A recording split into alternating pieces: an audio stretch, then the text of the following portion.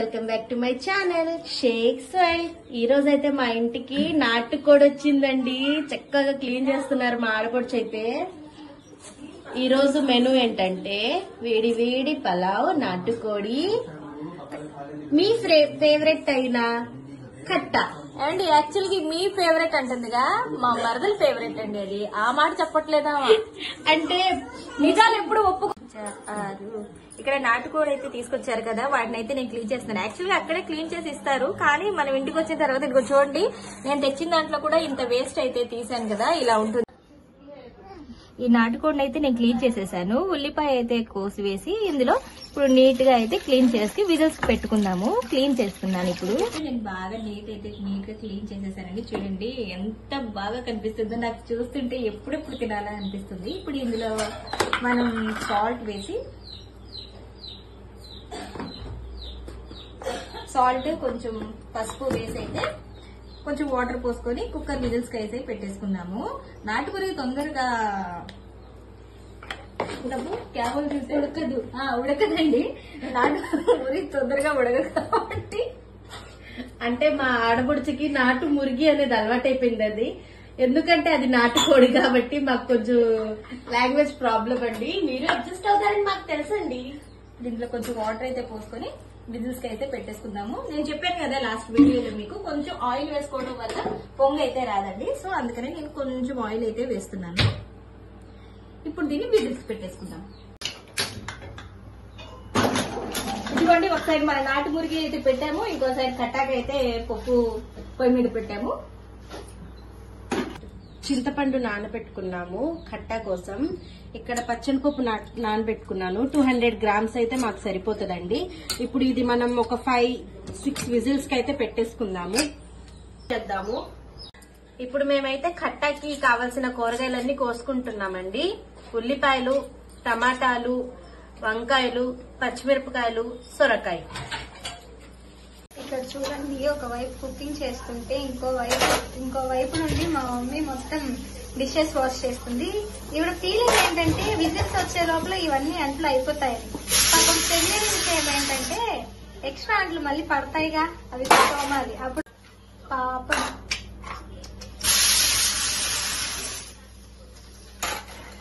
నా కూతురు అంత ఓవర్ యాక్టింగ్ చేస్తుంది కదా, తర్వాత పడే అంట్లన్నీ తనతో తోమిస్తా అని తెలియదు పాపం. ఉల్లిపాయలు కట్ చేయడం అయితే అయిపోయింది. ఇప్పుడు ఏంటవి టొమాటోస్ కట్ చేస్తున్నారు. ఇలా బారుగానే కట్ చేస్తే త్వరగా మగ్గిపోతాయంటండి టమాటాలు.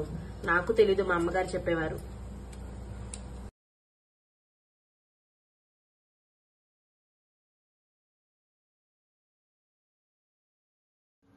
ఇగోండి, ఇప్పుడు మేము కట్టా ఎలా చేసుకోవాలో చూపిస్తున్నాను. ముందుగా దీంట్లో ఒక 3 టేబుల్ స్పూన్స్ కాదండి, ఇదిగోండి పెద్దగా ఉంది చూడండి, దీంతో 3 వేసుకోవాలి. ఆయిల్ 3 చెంచాలు కాదు, 3. తర్వాత దాంట్లోనే మనం కోసి పెట్టుకున్నామండి కూరగాయలు, ఉల్లిపాయలు,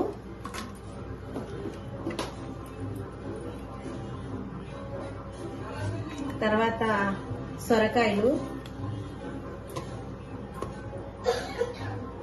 తర్వాత పచ్చిమిరపకాయలు, టమాటాలు,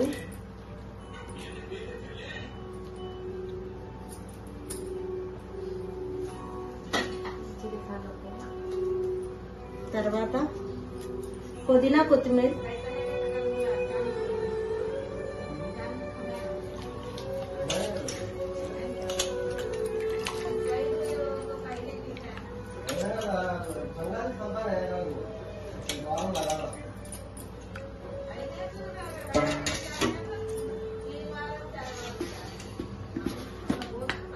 అల్లం వెల్లుల్లి పేస్ట్,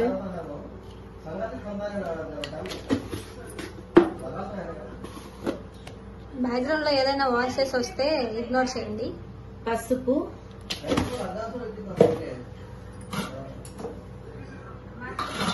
అంటే మా ఇళ్లలో గళ్ళుప్పు,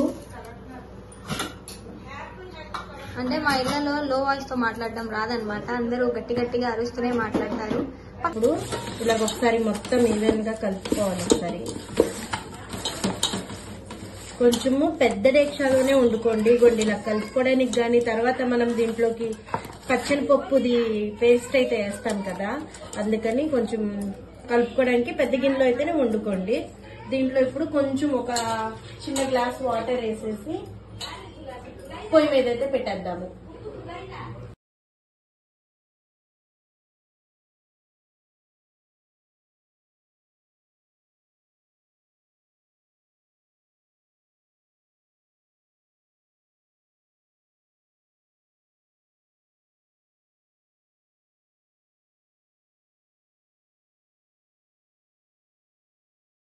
ఇగోండి మనమైతే ఇప్పుడు చింతకాయ గుజ్జు మొత్తం, అదే రసం మొత్తం దీంట్లో అయితే వేసుకున్నాము.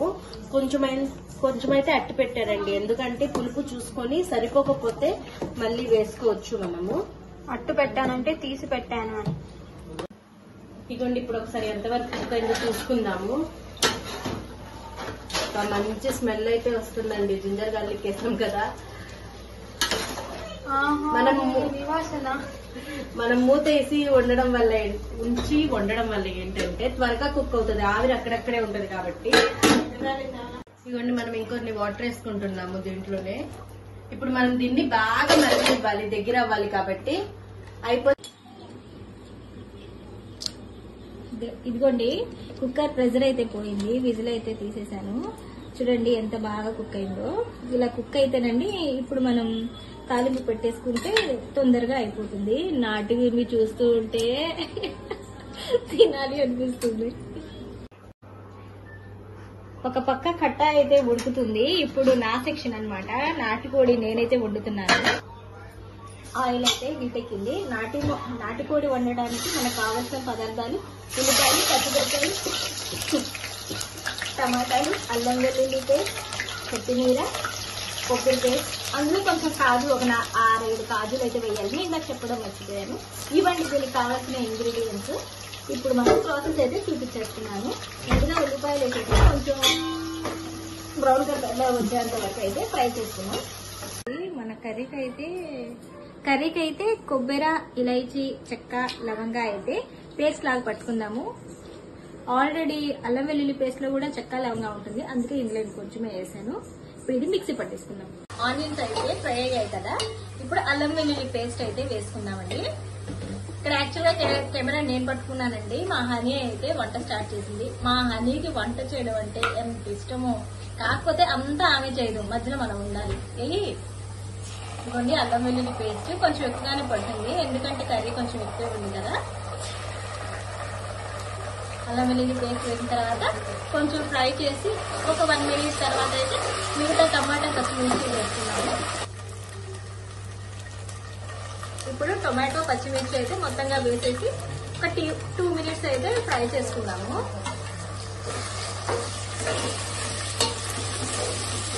వాసన అయితే అది విడిపోతుందండి, ఎందుకు అల్లం వెల్లుల్లి పేస్ట్ వేస్తే ఆ స్మెల్ 10 ఇళ్ళకి వెళ్తుందండి. మనకి రాదు కానీ మన పక్కన ఉన్న వాళ్ళకైతే బాగా చేస్తుంది. ఏంటో మరి ఆ మహిమ నాకైతే తెలియదు. ఈ రోజు సండే మీ ఇంట్లో ఎలా జరుపుకున్నారో మీరు కామెంట్ చేయండి. మా సండే అయితే ఇలా హడావిడిగా జరుగుతుందండి. మార్నింగ్ టిఫిన్ చేసామా, వెంటనే అయితే మళ్ళీ ప్రిపరేషన్ అయితే స్టార్ట్ చేసేస్తున్నాం. టొమాటో, పచ్చిమిర్చి ఇవి కూడా బాగా కుక్కాయండి. ఇప్పుడు ఇందులో మన నాటుకోడి ముక్కలు అయితే వేసేసుకున్నాము. ఇప్పుడైతే ఆ నాటుకోడి పీసెస్ అన్నిటినీ వేసేస్తా ఉంది తాలింపులోకి అంట.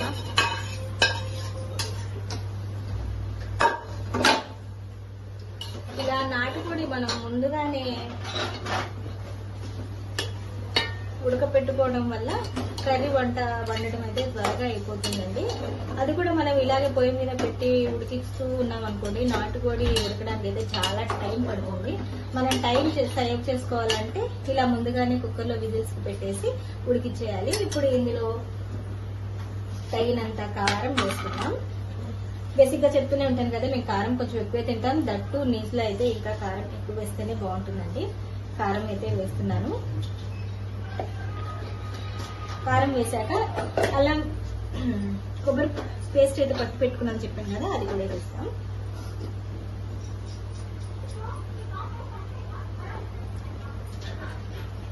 ఇగోండి, ఇక్కడేమో కర్రీ అవుతుంది, ఇక్కడేమో కట్ట అవుతుంది.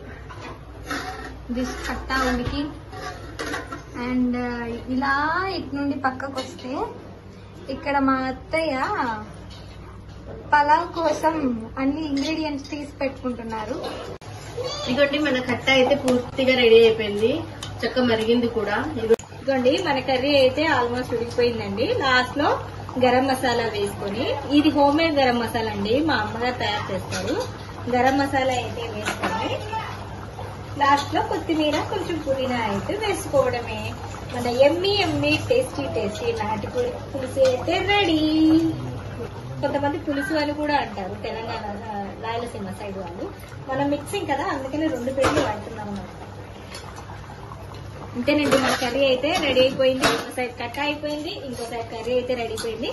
ఇంకా మన లాస్ట్ అండ్ ఫైనల్ పలావ్ అయితే స్టార్ట్ చేసేద్దాం.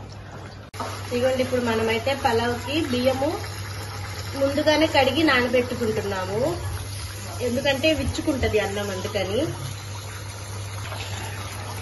ఇంకా మనం పలావ్కి అయితే స్టార్ట్ చేస్తున్నామండి. సెటప్ మొత్తం బయట అయితే పెట్టాము, ఇంట్లో పెట్టకూడదు కదా, పెద్ద పొయ్యి కదా. ఇప్పుడు మనం ఇది డేక్షా పెట్టుకున్నాము, వేడి అయిపోయింది, అది వేడెక్కింది. దీంట్లో మనం ఆయిల్ వేసుకుందాం ఫస్ట్. ఇప్పుడు మనం దీంట్లోకి యాలుక్కాయలు, లవంగం, చెక్క స్పైసెస్ అయితే వేసుకున్నాము. ఎక్కువేం అవసరం లేదండి, అవే పువ్వు ఆకు అవి వేస్తారు కదా, అలాంటివేం అవసరం లేదు, ఈ 3 చాలు. అంటే మీ ఇష్టం అండి, వేసుకుంటే వేసుకోవచ్చు. మేమైతే ఈ 3 స్పైసెస్ యూజ్ చేస్తాము. ఇలా చేసుకున్నా కానీ అని చెప్పి మా ఇక్కడ ఉన్నారండి, మా పక్కనే మా అమ్మ అది పొమ్మనే ఉంటారు నాకైతే. ఇదిగోండి ఇప్పుడు మనం దీంట్లో ఆయిల్ వేసుకున్నాం, సారీ ఆనియన్ వేసుకున్నాం. అంటే మా మదర్ కొద్దిగా ఎండెక్కుతుంది కదండి, తల్లి బయటదండి, ఏం మాట్లాడుతుంది మర్చిపోతుంది.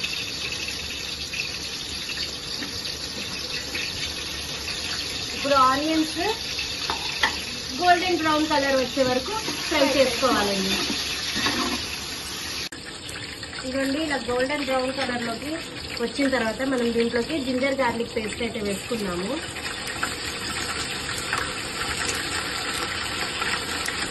క్వాంటిటీ అంటే ఏం పర్ఫెక్ట్ గా చెప్పరు, వీళ్ళు కొంచెం ఎక్స్పీరియన్స్ కదా, అలా వేసేస్తా ఉంటారు అనమాట. అందాజాగా వేసుకోవడమే అండి,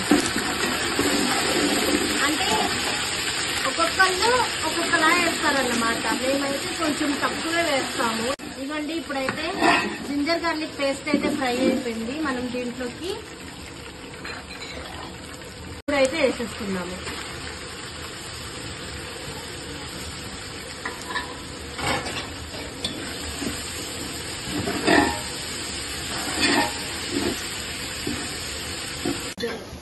ఇదిగోండి ఇదంతా తాలింపు అయితే ఫ్రై అయిపోయింది చక్కగా మొత్తము.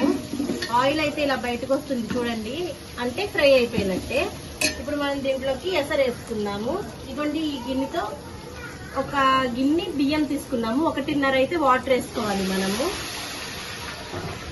అది కరెక్ట్ గా మెజర్మెంట్ అన్నమాట.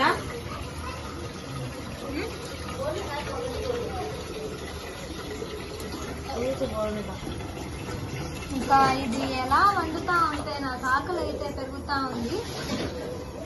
ఎంతసేపు వెయిట్ చేయాలో వీళ్ళ వంటకి, ఈ మంటకి. 1.5 నీళ్ళు అయితే వేసుకున్నాము, 1.5 దాని ఆ బియ్యానికి 1 ఉంది అందుకని చెప్పాను. ఇప్పుడు దీంట్లోకి మనం ఉప్పు వేసుకోవాలి.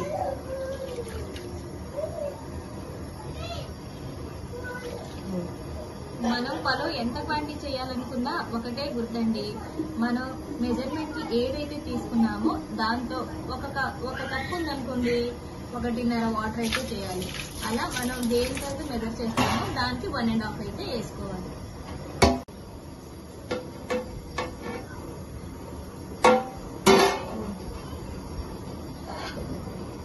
చూడండి ఎసరు అయితే వచ్చేసింది. ఇప్పుడు మనం దీంట్లో కడిగి నానబెట్టుకున్న బియ్యం అయితే వేద్దాము. వాటర్ అయితే ఆల్రెడీ వేసుకున్నాం కదా, వాటర్ రాకుండా ఇలాగా వడబుట్ట అనేది ఉండదు కదా, దాంట్లో వేసుకొని చక్కగా వేసుకోవాలి బియ్యము.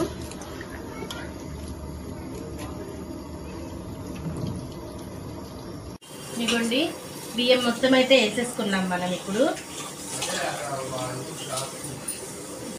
ఆల్మోస్ట్ చూడండి, ఆల్మోస్ట్ రైస్ అయితే ఉడికిపోయింది.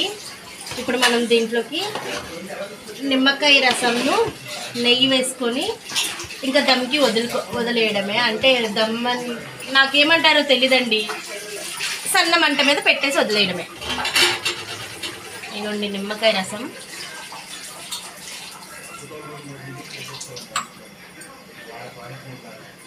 నెయ్యి.